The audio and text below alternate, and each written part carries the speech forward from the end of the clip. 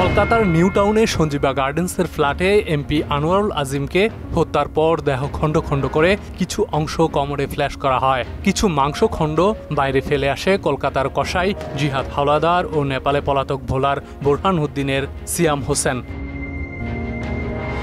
ঢাকা মহানগর গোয়েন্দা পুলিশের পক্ষ থেকে পুলিশ সদর দপ্তরের ন্যাশনাল সেন্ট্রাল ব্যুরো এনসিবিকে গত 25 মে পাঠানো চিঠিতে এসব বলা হয়েছে। চিঠিতে বলা হয়, আনোয়ারুল আজিমকে খুনের পর হাড় ও মাথার টুকরা একটি সুটকেসে ভরে কোনো জলাধারে ফেলে আসে জাহিদ ও সিয়াম।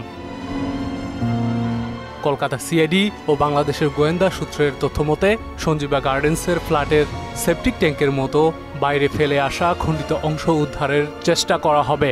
এজন্য ধৃত জিহাদকে নিয়ে সপ্তাহভর বিভিন্ন স্থানে তল্লাশি চালিয়েছে কলকাতা পুলিশ, কিন্তু তার দেয়া তথ্যে কিছুই মেলেনি। তাই দুই বাংলার পুলিশের টার্গেট এখন ভোলার বোরহানউদ্দিনের সিয়ামকে গ্রেফতার করা। ওয়ালটন ফ্রিজ কিনে অনেকের মতো আপনিও হয়ে যেতে পারেন মিলেনিয়াল। সেরা পণ্যের সেরা অফার। এমপি আনোয়ারুল আজিম আনারের খুনের ঘটনায় নিহতের বাল্যবন্ধু আক্তারুজ্জামান শাহিন সহ 4 জনের বিরুদ্ধে ইতিমধ্যেই লুক আউট নোটিশ জারি করেছে পশ্চিমবঙ্গ সিআইডি। নেপালে যাওয়ার পর শাহিন কোথায় কি করেছে তার জবাব খুঁজতে কাঠমান্ডু যাচ্ছে সিআইডির একটি দল।